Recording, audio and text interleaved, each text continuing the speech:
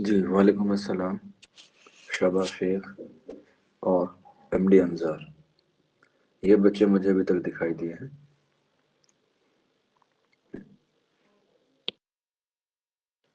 एक बार कंफर्म कर दें आप लोग कि आवाज़ और बोर्ड दोनों क्लियर हैं। उसके बाद हम लोग अपनी क्लास को जो है वो शुरू करते हैं।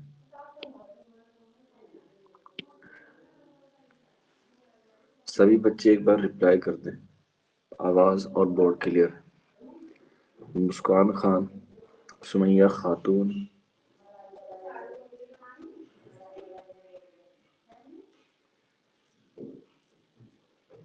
शबा शेख,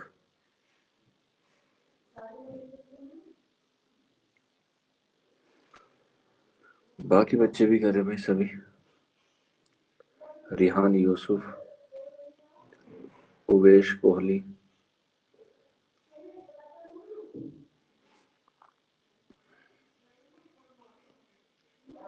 मलका यास्मीन। ठीक है, चलिए फिर शुरू करते हैं आज की अपनी क्लास को।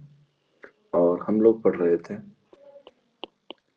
उर्दू की मुख्तसर तारीख। उर्दू की मुख्तसर तारीख हम लोग शुरू कर चुके थे, जिसमें हम लोग पढ़ते हुए कहाँ तक आ गए थे? 1500 कबल मसीह तक आ गए थे। कोई बच्चा बता सकता है हिंदुस्तान में आर्यों की आमद हिंदुस्तान में आर्यों की आमद 1500 कबल मसीह मानी जाती है। हिंदुस्तान में आर्यों की आमद 1500 कबल मसीह मानी जाती है। ये कौल किसका है? हिंदुस्तान में आर्यों की आमद 1500 कबल मसीह मानी जाती है। ये किसका कौल है? बिल्कुल, एमडी अंजार, सबा शेख ने सही बताया। मसूद हुसैन खान ने बताया है। और मसूद हुसैन खान ने ये किस किताब में बताया है? मसूद हुसैन खान ने ये बात किस किताब में कही है? बिल्कुल, एमडी अंजार और शबा शेख मुकदमा तारीख ज़बान उर्दू में कही है। और मुकदमा तारीख ज़बान उर्दू कब शाये हुई? मुकदमा तारीख ज़बान उर्दू कब शाये हुई? 1948 में शाये हुई। बहुत बढ़िया एमडी अंजार और शबा शेख, ये बात हम लोग पहले कर चुके हैं। और जब मैंने कल क्लास ख़त्म की थी तो मैंने बताया था कि एक माहिरीन निशानियात हैं जिनका नाम है गैरिसन, और उन्होंने दुनिया की तमाम ज़बानों को दुनिया की तमाम ज़बानों को 8 इदवार में क्या किया है? तकसीम किया है। यानी कि पूरी दुनिया में जितने भी ममालिक हैं, तकरीबन 196 या 206 ममालिक हैं, और उन सब की जितने भी ज़बानें हैं उनको 8 ख़ानदानों में क्या किया है? तकसीम किया है। जिसमें हम लोग पहला पढ़ते हैं सामी। सामी का मतलब होता है ये सामी ख़ानदान है। तो 8 ख़ानदानों में जो पहला ख़ानदान है वो है सामी।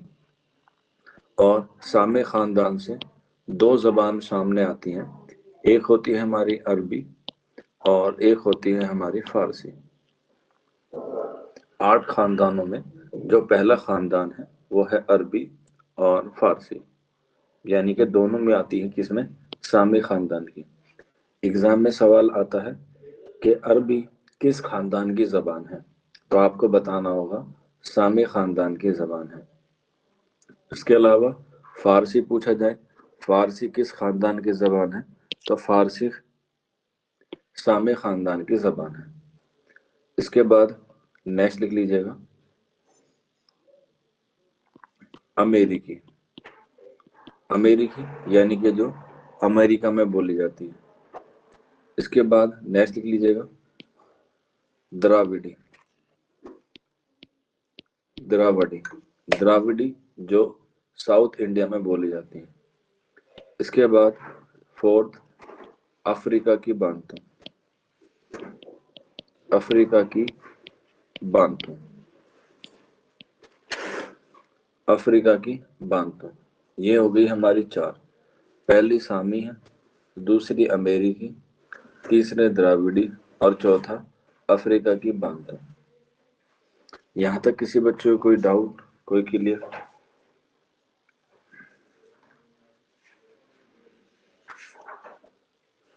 यहाँ तक सारी चीजें क्लियर हुई आप लोगों को?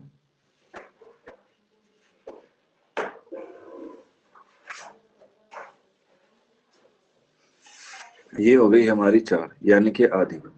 इसके बाद नेक्स्ट बढ़ते हैं आगे की तरफ, और उसमें हमें पता चलता है कि कौन कौन सी जो है वो जबान है।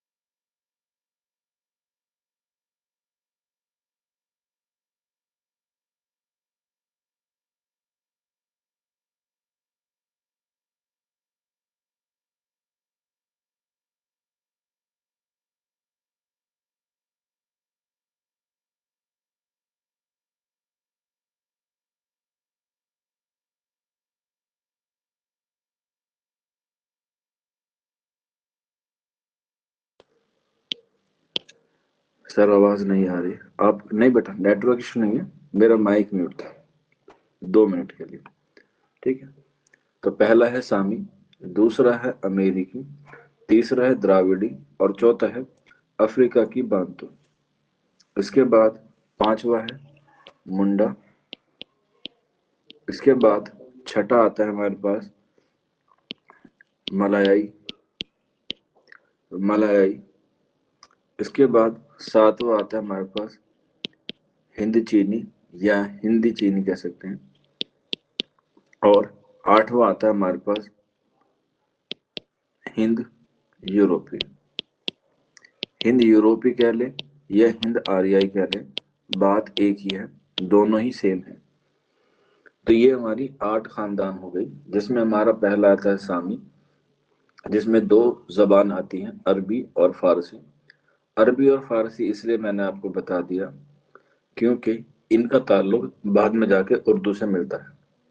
इसके बाद अमेरिकी, द्राविडी, अफ्रीका की बांतु, मुंडा, मलायाई, हिंद चीनी और हिंद आर्याई या हिंद यूरोपी। तो कुल मिला के जो है ये क्या हो गए, ये हमारे हो गए 8 खानदान।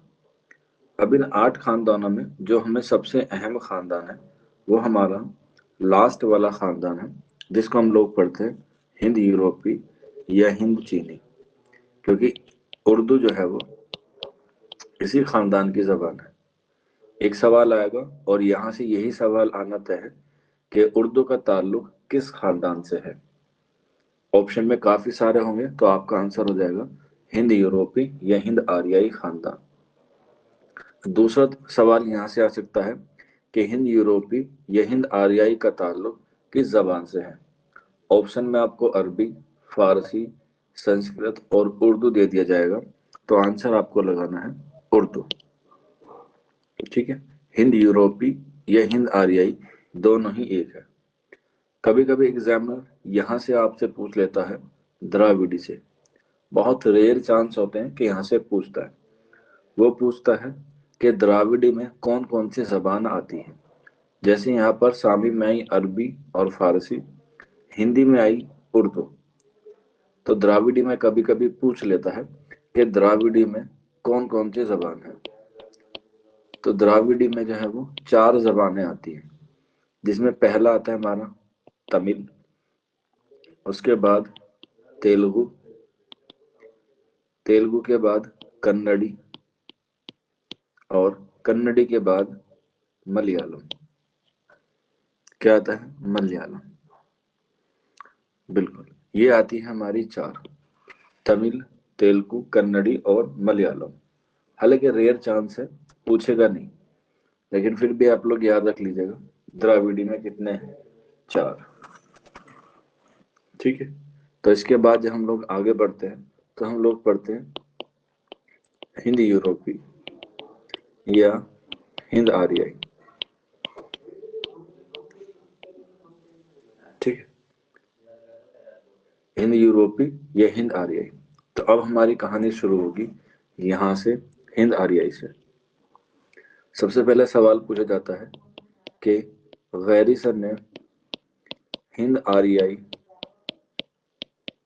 आर्याई दौर को कितने इतवार में तकसीम किया है, या कितने दौर में तकसीम किया है, कितने दौर में तकसीम किया है। सबसे पहले यही सवाल आप लोगों से पूछा जाएगा। बिल्कुल, मुस्कान खान, मलका यास्मीन और एमडी अंजार। वेरी गुड, शाबाश। कितने दौर में? 3 दौर में तकसीम किया है, जिसमें पहला आता है हमारा कदीम हिंद आर्याई, इसके बाद दूसरा आता है हमारे पास जदीद हिंद अहद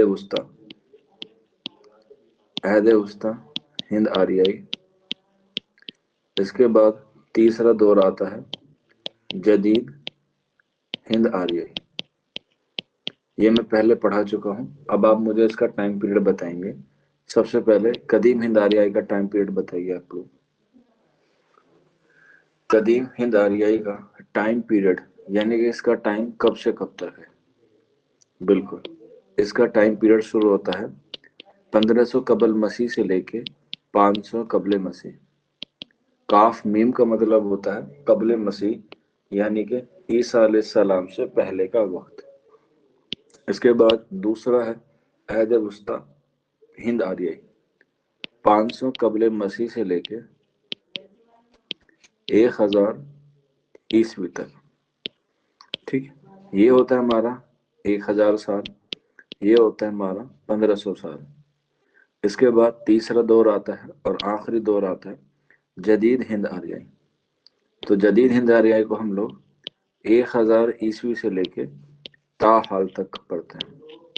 ताहाल का मुराद होता है आज तक, जब ये आप लोग क्लास ले रहे हैं। ठीक है, तो ये हमारे 3 दौर हो गए। अब आप में से कोई बच्चा बता सकता है इन तीनों दौर में सबसे ज्यादा वक्त कौन से दौर में है? कदीम हिंद आर्याई, अहद वस्ता या जदीद हिंद आर्याई? यानी कि जो सबसे तवील हिस्सा है या तवील दौर है वो कौन सा है?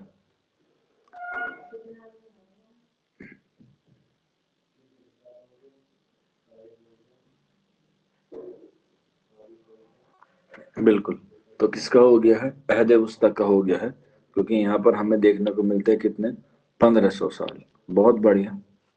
तो अहद वस्ता हिंद आर्याई अभी तक सबसे तवील दौर है, तो आप लोग इसे भी याद रख लीजिएगा। इसके बाद हेडिंग डाल लीजिएगा आप लोग कदीम हिंद आर्याई। कदीम हिंद आर्याई दौर, इसका टाइम पीरियड शुरू होता है 1500 कबल मसीह से लेके 500 कबल मसीह। ठीक है, 1500 कबल मसीह से लेके 500 कबल मसीह। अब इस 1500 कबल मसीह से लेके 500 कबल मसीह तक के टाइम को 2 इतवार में तकसीम किया गया है। किसमें किया गया है? 2 इतवार में तकसीम किया गया है। जो पहला दौर है 1500 से लेके 1000 कब्र मसीह तक, उसको हम लोगों ने माना है वैदिक संस्कृत। ठीक है, वैदिक संस्कृत। तो जो दूसरा पार्ट है, ये पहला हो गया, ये दूसरा पार्ट। जो दूसरा है 1000 कब्र मसीह से लेके 500 कब्र मसीह तक, उसे हम लोग बोलते हैं क्लासिकी संस्कृत। ठीक, याद रख लीजिएगा, कदीम हिंद आर्याई को 2 इतवार में तकसीम किया गया है। पहला जो दौर है वो है वैदिक संस्कृत, जिसका टाइम पीरियड है 1500 कबल मसीह से लेके 1000 कबल मसीह तक। दूसरा जो दौर है वो है हमारा क्लासिकी संस्कृत, जो है हमारा 1000 कबल मसीह से लेके 500 कबल मसीह तक। ठीक है, तो ये दौर हमें पढ़ने हैं किसमें?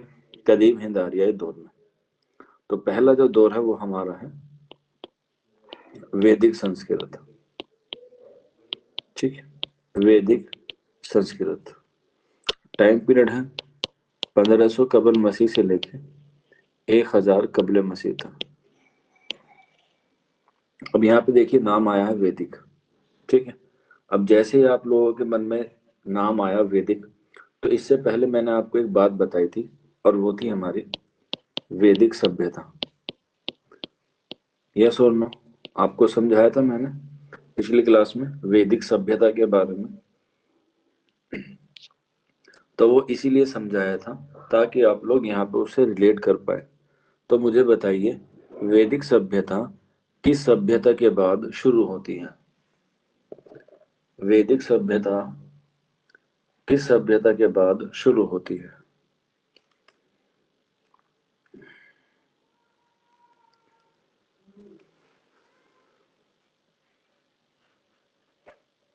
वैदिक सभ्यता किस सभ्यता के बाद शुरू होती है?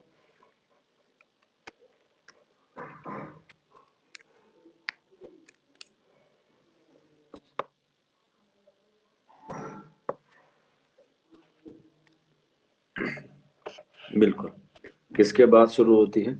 मुस्कान और मैं एमडी अंजार ने सही बताया है। आंसर हो जाएगा सिंधु सभ्यता। ठीक है, सिंधु सभ्यता जब खत्म होती है उसके बाद शुरू होती है वैदिक सभ्यता। जैसे आप लोगों का बीए खत्म होगा तो नया कोर्स कौन सा आ जाएगा? एमए आ जाएगा। तो ठीक उसी तरीके से सिंधु सभ्यता खत्म होती है, तब वैदिक सभ्यता शुरू होती है। और सिंधु सभ्यता का जो टाइम पीरियड है वो क्या था? सिंधु सभ्यता का जो टाइम पीरियड था वो क्या था?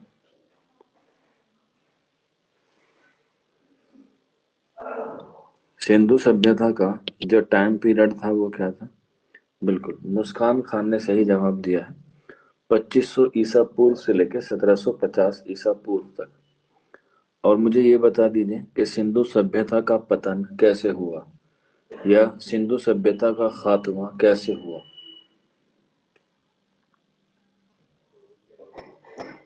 सिंधु सभ्यता का पतन कैसे हुआ?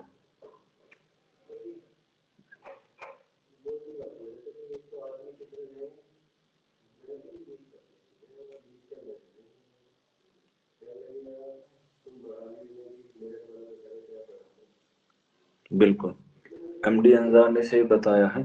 सैलाब आ गया था, यानी कि बाढ़ की वजह से क्या हो गया, ये सभ्यता खत्म हो गई और नई सभ्यता शुरू हुई, वैदिक सभ्यता। और वैदिक सभ्यता शुरू किसने की? आर्यों ने, जो कहाँ से आए थे? सेंट्रल एशिया से आए थे। और उन आर्यों में ही जो पढ़े लिखे लोग थे वो कहलाए गए ऋषि। और उन्हीं ऋषियों ने क्या की, एक किताबों की तरतीब दी, एक किताब लिखना शुरू किया जिसे कहा गया क्या? वेद। वेद क्या है? हिंदू मजहब के पाक ग्रंथ है, या हिंदू मजहब में पूजे जाने वाले ग्रंथ हैं। वेद का मतलब भी होता है सर्वश्रेष्ठ। तो इसीलिए वैदिक संस्कृत में हम लोग पढ़ते हैं 4 वेदों को, क्योंकि हमारे इतिहास में कितने वेद हैं? 4 वेद हैं। और उसी में ही सबसे पहले हमें क्या मिलता है? संस्कृत का नमूना मिलता है, या संस्कृत जबान के नमूने मिलते हैं उन 4 वेदों में। अब इन 4 वेदों में जो सबसे पहला वेद है वो है हमारा ऋग्वेद। एग्जाम में पूछा जाता है सबसे प्राचीन या सबसे एंशियंट या सबसे कदीम वेद कौन सा है, तो आंसर हो जाएगा ऋग्वेद सबसे कदीम वेद है, यानी कि सबसे पुराना वेद है। और इम्पोर्टेंट लिख लीजिएगा, एग्जाम में सवाल आता ही आता है, खास तौर पे अलीगढ़ में आएगा कि ऋग्वेद सॉरी के चारों वेद में सबसे कदीम वेद कौन सा है, तो ऋग्वेद सबसे कदीम वेद है। इसके बाद दूसरा आ जाएगा यजुर्वेद, इसके बाद तीसरा आ जाएगा सामवेद, इसके बाद नेक्स्ट आ जाएगा अथर्ववेद। ठीक, अथर्ववेद। तो ये 4 इनके क्या हैं, ग्रंथ हैं, जिसमें पहला आता है ऋग्वेद, दूसरा आता है यजुर्वेद, तीसरा आता है सामवेद और चौथा आता है अथर्ववेद। ठीक है, ये चारों आपको याद रखने हैं फिंगर पे, और यहाँ से एग्जाम में सवाल आता ही आता। तो सबसे कदीम तो मैंने आपको बता दिया ऋग्वेद, लेकिन एग्जामिनर बड़ा चालाक है, उसे पता है बच्चे पढ़ के आते हैं, तो इसीलिए वो क्या करता है, उसको घुमा देता है और वो पूछता है मुझे बताइए सबसे जदीद कौन सा है। जदीद यानी कि सबसे नया कौन सा है, या वो पूछता है लास्ट कौन सा है। बताइए, नया, जदीद या लास्ट, जो सबसे बाद में लिखा गया हो।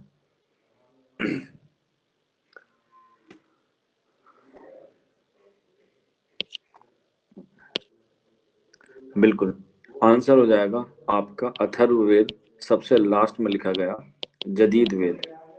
ठीक है, इसे हम लोग जदीद वेद के नाम से भी जानते हैं, अथर्ववेद। कभी कभी ये भी पूछ लेता है कि अथर्ववेद में होता क्या है, तो याद रख लीजिएगा, अथर्ववेद में ये जो काला जादू होता है, टोटा टोटका होता है, और इसके अलावा जो मेडिसिन होती हैं जिसे हम लोग औषधि या दवाई कहते हैं, वो सारी चीजें जो है वो इसमें लिखी हुई है। किसमें, अथर्ववेद में। ठीक, तो ये हुई हमारी वेदों की बात। तो ये चारों वेद हमारे किस दौर से ताल्लुक रखते हैं, ये रखते हैं हमारे वैदिक संस्कृत के ताल्लुक से। एक सवाल और इसमें पूछने जाता है कि मौसीकी के बारे में किस ग्रंथ में लिखा हुआ है, या मौसीकी के बारे में किस वेद में लिखा गया है। मौसीकी यानी कि संगीत, गाने के बारे में किस में लिखा गया है।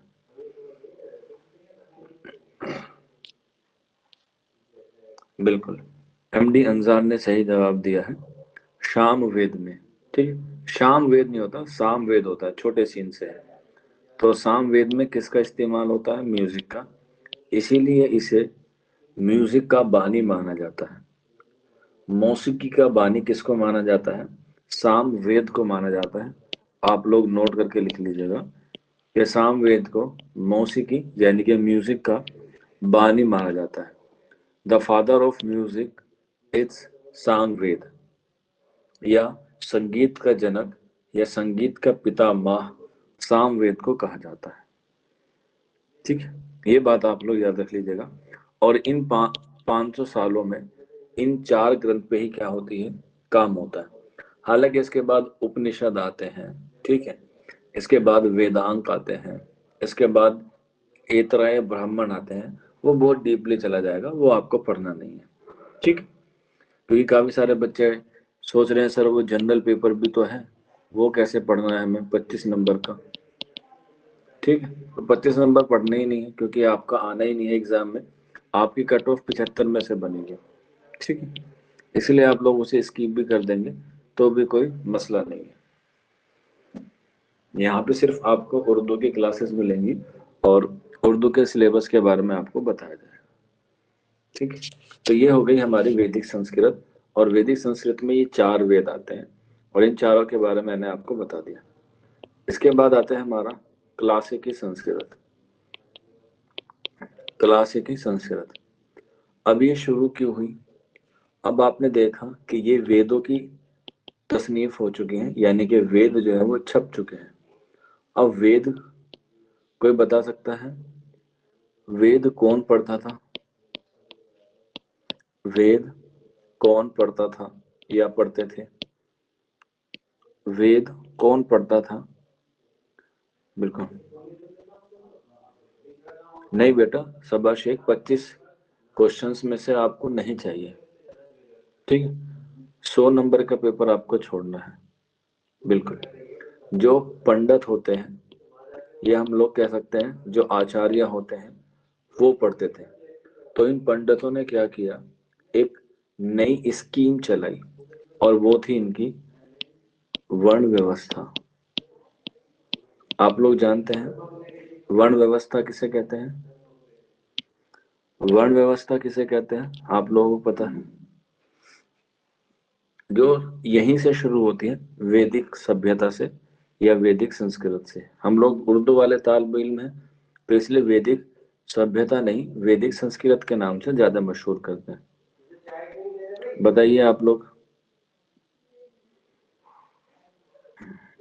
तो याद रख लीजिएगा, वर्ण व्यवस्था जो है वो 4 है। ये वर्ण का मतलब होता है कैटेगरी, और व्यवस्था का मतलब होता है सिस्टम। तो सबसे ऊपर आते हैं हमारे ब्राह्मण या ब्राह्मण। उसके बाद आते हैं हमारे पास क्षत्रिय। उसके बाद आते हैं हमारे वैश्य, और इसके बाद आते हैं हमारे पास शूद्र, जिसे हम लोग कहते हैं एससी और एसटी। ठीक है, एससी और एसटी, ये क्या है हमारी चार चार जो है वो वर्ण व्यवस्था है। हाँ बेटा, राबिया लिखना है, ठीक है। तो ब्राह्मण होता है, क्षत्रिय होता है, वैश्य होता है। तो जो सबसे आला होते हैं वो होते हैं ऊपर के ब्राह्मण। तो इन्होंने क्या किया, जो ये ग्रंथ लिखे, जो हम लोगों ने पहले 4 पढ़े, सामवेद, यजुर्वेद, ऋग्वेद और अथर्ववेद, उनको क्या कर दिया, उनको पाबंदी लगा दी इन पर, कि ये लोग ना तो पढ़ पाएंगे, ना ही देख पाएंगे, और ना ही छू पाएंगे। ठीक है। तो जब इनको पढ़ने की, लिखने की और देखने की आजादी खत्म कर दी, कि ये कोई भी ग्रंथ नहीं पढ़ पाएंगे, क्यों? क्योंकि ये अछूत हैं। क्या है? अछूत हैं, या ये निम्न जाति के हैं, ये निम्न दर्जे के हैं। तो अब शूद्र वैसे भी इंसान होते हैं भाई। अब इंसान में किसी भी तरह का कोई भेदभाव नहीं होना चाहिए। जब खुदा ने, भगवान ने, ईश्वर ने सबको सेम बनाया है, तो इंसान के हक में ये क्या बात है कि हम उनको जो है वो डिस्क्रिमिनेशन करें। और वैदिक सभ्यता में तो खैर कम हुआ, लेकिन क्लासिकल संस्कृत में और ज्यादा हो गया। क्यों? क्योंकि इसमें लिखा गया एपिक बुक। एपिक बुक का मतलब होता है महाकाव्य। जो इनकी सबसे बड़ी किताब मानी जाती है महाकाव्य। और महाकाव्य पूरी दुनिया में सिर्फ 2 हैं। महाकाव्य पूरी दुनिया में सिर्फ 2 हैं, जिसमें पहला आता है हमारे पास रामायण, और दूसरी आती है हमारे पास महाभारत। ये भी लिख लेना आप लोग, कभी आप लोग सोचे कि सर तो ऐसे ही पढ़ा रहे हैं, ये लिखना है। रामायण और महाभारत क्लासिकी संस्कृत की सबसे बड़ी किताबें हैं। या क्लासिकी संस्कृत में लिखी गई 2 किताबें कौन सी हैं? रामायण है और महाभारत है, जिनका टाइम पीरियड शुरू होता है 1000 से लेके 500 कबीले मसीह तक। यानी कि इन 500 सालों में 2 किताबें लिखी गई, रामायण और महाभारत। अब इनके कभी कभी राइटर पूछ लेता है कि रामायण किसने लिखी? रामायण किसने लिखी? बिल्कुल, अभी पिछले महीने ही गई है उनकी जयंती।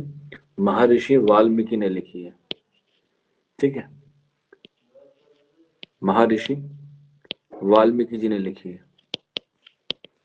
महर्षि वाल्मीकि जी ने क्या लिखी है? रामायण लिखी है। और जबकि महाभारत किसने लिखी है? महाभारत लिखी है वेद व्यास ने। नाम याद रख लेना, कंफ्यूज मत होना। महर्षि वाल्मीकि ने रामायण लिखी है, और महाभारत किसने लिखी है? वेद व्यास ने। बहुत बढ़िया अनुसार, गुड। ठीक है, तो रामायण किसने लिखी है? वाल्मीकि ने। और महाभारत किसने लिखी है? वेद व्यास ने। और ये कब लिखी गई है, या किस दौर में लिखी गई है? तो ये लिखी गई है क्लासिकी संस्कृत में। तो क्लासिकी संस्कृत में दो ग्रंथ हैं जो मशहूर हैं, रामायण और महाभारत। और क्लासिकी वैदिक संस्कृत में चार हैं, ऋग्वेद, यजुर्वेद, सामवेद और अथर्ववेद। ठीक है। तो जाहिर सी बात है, जब 500 कबल मसीह का वक्त शुरू हुआ तो एक नया सैलाब आया, और नया सैलाब लाने का जो किरदार है, जो उसमें सबसे नुमाया तौर पे है, वो है कौन? महात्मा बुद्ध। ठीक है। महात्मा बुद्ध और महावीर स्वामी, आप लोगों ने पढ़ा होगा। महात्मा बुद्ध ने बौद्ध धर्म चलाया और महावीर स्वामी ने जैन धर्म चलाया, और उन दोनों ने ही संस्कृत जबान को क्या कर दिया? त्याग कर दिया, या कह सकते हैं संस्कृत जबान को तर्क कर दिया, और एक नई जबान उन्हों को या वो लोग सामने लेकर आए। वो कौन सी जबान लेकर आए वो मैं आपको अभी बताऊंगा। यहाँ पर हुई ये दोनों किताबें, जितनी भी मैंने आपको किताब बताई हैं अभी तक, उन सब का ताल्लुक किससे था? उन सब का ताल्लुक था मजहब से। किससे था? मजहब से। लेकिन कुछ लोग ऐसे थे जो वाकई में ही अदब से मोहब्बत करते थे, जो अदब से प्यार करते थे। तो उसी में एक राइटर का नाम आता है, जिसका नाम आता है पाणिनि। क्या नाम है? पाणिनि। ये एक बहुत बड़ा राइटर है कदीम हिंद आर्याई दौर का। ठीक है। और कदीम हिंद आर्याई दौर में भी पूछें तो ये क्लासिकी संस्कृत का है। और पाणिनि ने एक किताब लिखी जिसका नाम था अष्टाध्याय। अष्ट अध्याय। अष्ट का मतलब होता है 8, और अध्याय का मतलब होता है सबक या चैप्टर या पाठ। ठीक। यानी कि 8 पाठ। ये किसने लिखी है? ये लिखी है पाणिनि ने। किसने लिखी? पाणिनि ने अष्टाध्याय।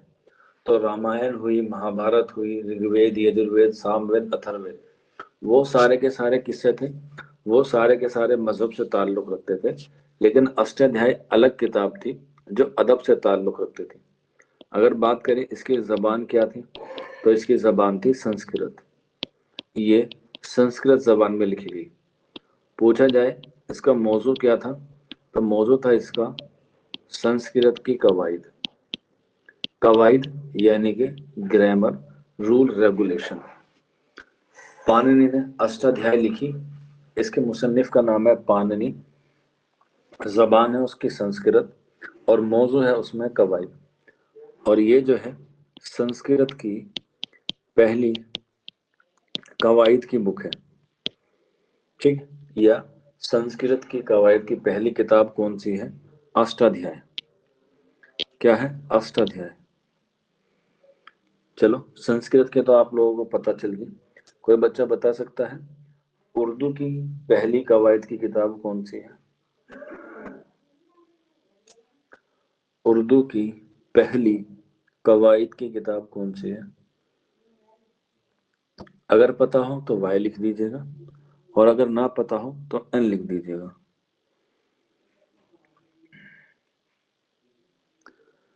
बिल्कुल।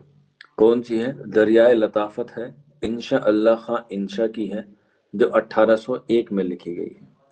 वो हम लोग आगे जब आएंगे तब बात करेंगे। ठीक है ना? हाँ। चलिए, ये हो गई हमारी एक किताब। इसके बाद दूसरी और आती है जिसको हम लोग बोलते हैं पतंजलि की। ठीक है। ये राइटर है पतंजलि। इनकी किताब है पतंजलि की महाभाष्य। महाभाष्य। ये भी संस्कृत जबान में लिखी गई है, महाभाष्य। ठीक। महाभाष्य। और इसका मौजू क्या है? इसका मौजू है योग। यानी कि योग के हवाले से लिखी गई है, जिसमें हम लोग एक्सरसाइज या कसरत करते हैं। और यह पतंजलि की, जिसका नाम है महाभाष्य। और ये भी क्लासिकी संस्कृत की एक आला किताब मानी जाती है। ठीक है। तो आपको ये दोनों समझ में आए, क्लासिकी संस्कृत और वैदिक संस्कृत।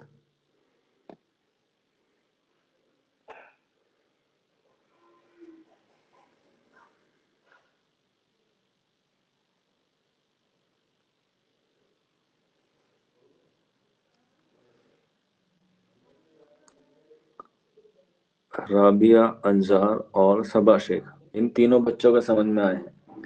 बाकी बच्चों को आए? यहाँ तक कोई चीज क्लियर है या कोई डाउट में हो तो मुझसे पूछ लीजिएगा, ठीक है।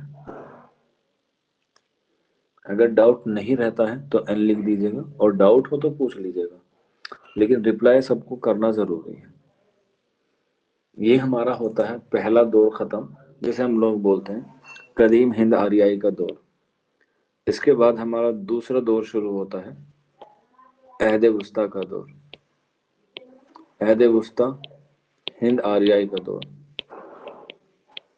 अहद वस्ता हिंद आर्याई का दौर। ये हमारा दूसरा दौर शुरू होता है और सबसे तवील भी है, 500 कबल मसीह से लेके 1000 ईस्वी तक। अहद वस्ता हिंद आर्याई दौर 500 कबल मसीह से लेके 1000 ईस्वी तक का दौर, ठीक। और इसको माहिरीन ने कितने इदवार में तकसीम किया है? 3 इदवार में तकसीम किया है। अहद वस्ता हिंद आर्याई को 3 इदवार में तकसीम किया है, जिसमें पहला दौर है हमारा पहली प्राकृत, दूसरा दौर है दूसरी प्राकृत, और तीसरी प्राकृत। ये हमारे 3 दौर हैं, पहली प्राकृत, दूसरी प्राकृत और तीसरी प्राकृत। इनका टाइम है 500 से लेके 100, 100 से लेके 500 और 500 से लेके 1000 ईस्वी तक। यहाँ पे भी ईस्वी है, यहाँ पर भी ईस्वी है, यहाँ पर भी ईस्वी है, यहाँ पर भी ईस्वी है, यहाँ कबले मसीह है और यहाँ पर ईस्वी है, ठीक है। क्योंकि ईस्वी में टाइम ऊपर को चलता है, यानी कि आगे को चलता है, और कबले मसीह में टाइम पीछे को चलता है, यानी कि घटता हुआ चलता है, ठीक है। पहली प्राकृत, दूसरी प्राकृत और तीसरी प्राकृत। कोई बच्चा बता सकता है इन तीनों प्राकृत में से जो हमारा अभ्रंश का दौर है वो किस प्राकृत में शुरू होता है?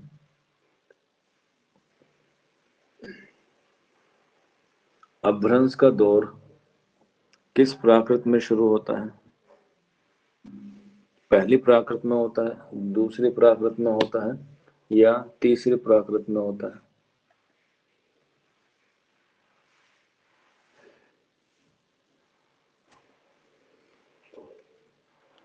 सूरसैनी प्राकृत। बेटा ये तो बाद में आती है सूरसैनी प्राकृत, बिल्कुल। किस में होता है? तीसरी प्राकृत में होता है अभ्रंश का, इसीलिए इसको हम लोग अभ्रंश का दौर भी कहते हैं। ये हम लोग पढ़ेंगे जब आगे चलेंगे, मैंने तो सिर्फ आप लोगों से वैसे ही रैंडमली क्वेश्चंस कर लिया, ठीक है। तो यहाँ पर ये तीनों दौर हो गए, पहली प्राकृत, दूसरी प्राकृत और तीसरी प्राकृत। अब इनका हम लोग एनालाइज करते हैं स्टेप बाय स्टेप। तो हमारे पास आती है पहली प्राकृत।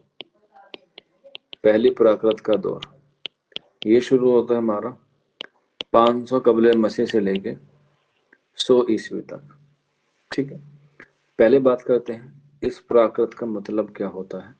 द मोस्ट इंपोर्टेंट थिंग कि व्हाट इज प्राकृत। प्राकृत आप लोग जानते हैं प्रकृति को कहते हैं, और प्रकृति क्या होती है? जो कुदरत से मिलती है, और कुदरत को कौन देता है? खुदा देता है। तो इसीलिए ये जबान भी किसने दी है? खुदा ने दी है। और खुदा में उस वक्त का जो भगवान माना जाता है हिंदू मजहब के एतबार से, वो माना जाता है गौतम बुद्ध, ठीक है। और गौतम बुद्ध ने कौन सा धर्म चलाया? बौद्ध धर्म चलाया। क्या चलाया? बौद्ध धर्म। और चलाया क्यों? क्योंकि जो निचले तबके के लोग थे, जिन्हें हम लोग शूद्र कहते हैं, उनके साथ क्या होती थी? नाइंसाफी होती थी। इसीलिए उन्होंने एक नई जबान शुरू की, प्राकृत जबान। और इस प्राकृत के उर्दू में जो मायने निकल के आते हैं वो होते हैं हमारे फितरी जबान के। किसके? फितरी जबान। पूछा जाता है प्राकृत का मतलब क्या होता है, प्राकृत का मतलब होता है फितरी जबान। ठीक है, याद रख लीजिएगा, एग्जाम में काफी बार पूछा गया है कि प्राकृत का मतलब क्या होता है, फितरी जबान, जिसे हम लोग कहते हैं कुदरत की जबान। ठीक है, कुदरत की जबान।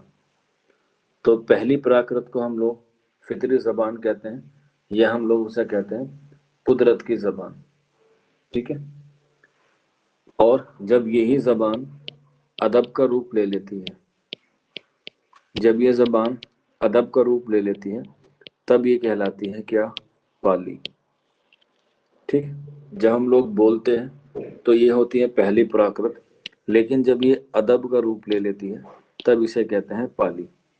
अदब का रूप कैसे, मीन्स जो मैं आपको बोल रहा हूँ, वैसे तो मैं हिंदी बोल रहा हूँ, लेकिन जैसे ही मैंने ये हिंदी लिखा तो ये हिंदी नहीं है, बल्कि ये क्या है, देवनागरी है।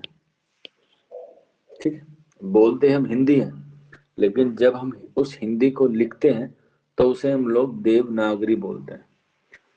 एक होती है हमारी भाषा और एक होती है हमारी लिपि, ध्यान रख लीजिएगा। और जब अदब लिखा जाए वो लिपि होती है।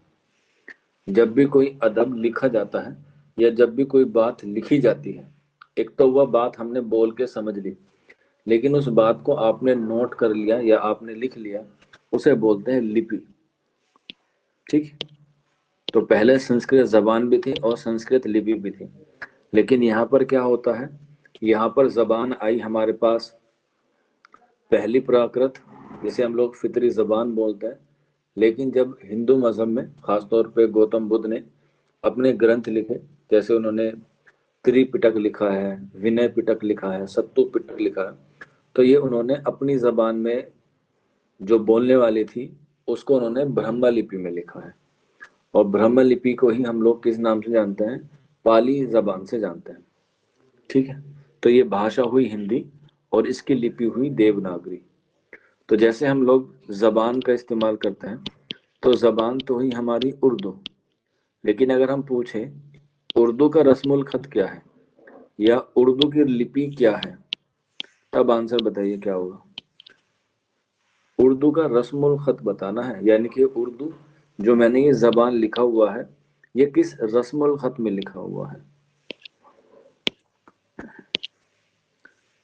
बिल्कुल, एमडी अंजार ने सही बताया, खते नस्तालिक, खते नस्तालिक।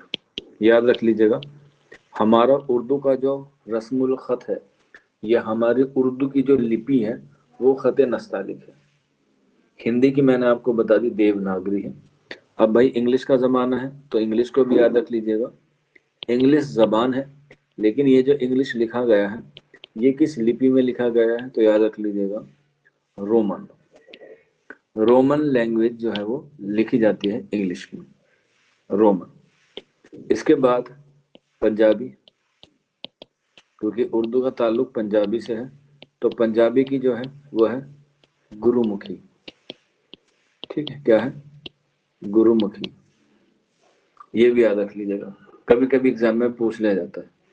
तो हिंदी का है हमारे पास देवनागरी, उर्दू का है खत नस्तालिक, इंग्लिश का है रोमन, और पंजाबी का है गुरुमुखी। ये लिपि है इनके। ठीक है, तो ये हो गई हमारी पहली प्राकृत। तो पहली प्राकृत में क्या होता है कि पहली प्राकृत में जो भगवान गौतम बुद्ध है वो अपने धर्म का, अपने मजहब का क्या करते हैं, प्रचार करते हैं, और उस प्रचार करने के लिए प्राकृत का जो है वो इस्तेमाल करते हैं या फितरी जबान का इस्तेमाल करते हैं। और जब प्राकृत जबान उरूज पर आ जाती है तो उसको हम लोग अदब में लाते हैं, और अदब में लाने के बाद उसको हम लोग पाली के नाम से जानते हैं। इसीलिए जो पहली प्राकृत है, पहली प्राकृत है, उसको हम लोग इब्तिदाई प्राकृत भी कहते हैं, उसे हम लोग इब्तिदाई प्राकृत भी कहते हैं, पहली प्राकृत को। ठीक है, और इसके जो नमूने हैं हमें कहाँ पर देखने को मिलते हैं, या तो गौतम बुद्ध की तसनीफों में मिलते हैं, या फिर हमें मिलते हैं अशोक के स्तंभ में, जिसे हम लोग अशोक के लात कहते हैं। ठीक है, अशोक के स्तंभ, ध्यान रख लिया, अशोक के स्तंभ। ठीक, गौतम बुद्ध और अशोक के स्तंभ। आप लोग जानते हैं who was the Ashok? Ashok कौन था? अशोक को इतिहास में सेकंड बुद्ध कहा जाता है या सेकंड बुद्धा कहा जाता है, यानी कि दूसरा गौतम बुद्ध कहा जाता है या दूसरा भगवान गौतम बुद्ध माना जाता है। ठीक है ना? बादशाह तो है ही, वो तो सियासी या तारीखी पश मंजर में है, लेकिन मजहब के इस्तेमाल से या मजहब के एतबार से गौतम बुद्ध को दूसरा गौतम बुद्ध माना जाता है। क्यों? क्योंकि गौतम बुद्ध के बाद जिसने धर्म के प्रचार में, खास तौर पर बौद्ध धर्म के प्रचार में सबसे ज्यादा काम किया है, तो वो है अशोक। आपने एक लड़ाई का नाम सुना होगा, कलिंग की कलिंग, नाम सुना है आप लोगों ने? कलिंग। ठीक है, कलिंग एक जगह है साउथ इंडिया की तरफ को, जब आप लोग जाएंगे तो कलिंग का युद्ध अशोक ने लड़ा था। तो ये जो है आपका कलिंग है, इसकी राजधानी थी तोसली। क्या थी? तोसली। तो वहां के राजा में और अशोक में युद्ध हुआ, और युद्ध की वजह क्या थी? एलिफेंट, यानी कि हाथी। कलिंग के राजा ने हाथी देने को मना कर दिया था, और इसीलिए अशोक ने वहां जाके लड़ाई लड़ी।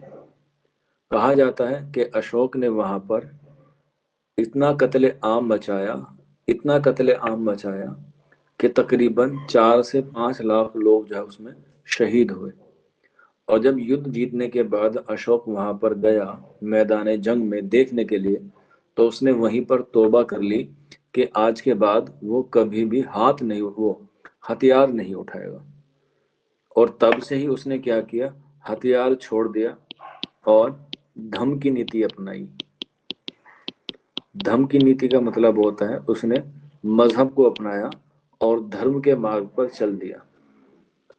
और ऐसा चला कि लोगों में वो बड़ा मशहूर हुआ, और भगवान गौतम बुद्ध के बाद क्या होता है, वो दूसरा भगवान बनने के लायक हो जाता है। हालांकि बनता नहीं है, बस लोग कहते हैं।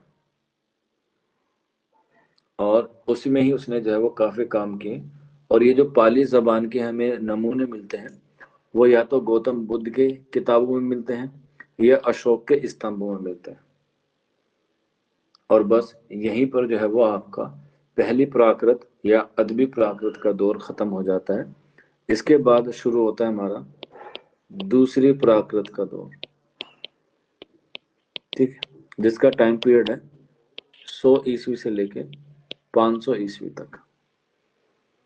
ठीक है, और यहां से हम लोग कल की क्लास में शुरू करेंगे।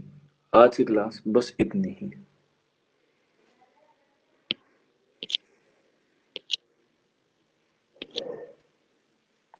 ठीक है, ये आपकी दूसरी प्राकृत है, इसको हम लोग कल शुरू करेंगे। आज की क्लास बस इतनी ही। किसी बच्चे का कोई डाउट हो, कोई क्वेरी हो, या कोई फीडबैक देना चाहता हो, या कोई बुराई करना चाहता हो, तो कर सकता है। आपके दरवाजे खुले हैं, आपका कमेंट बॉक्स ओपन है।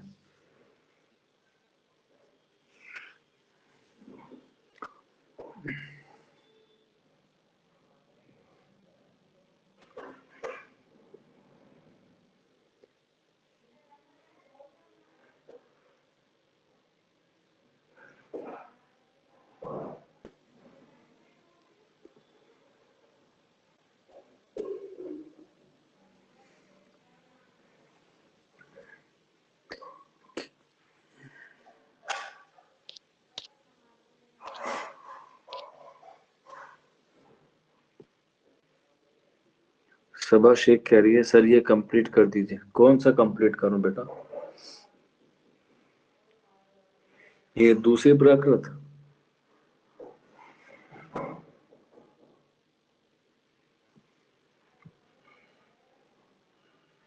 ना, दूसरी प्राकृत कल करेंगे। मैं जानता हूं मेरे बछड़े के दांत कितने हैं, कौन सी चीज कब पढ़ानी है, कितनी पढ़ानी है और कैसी पढ़ानी है।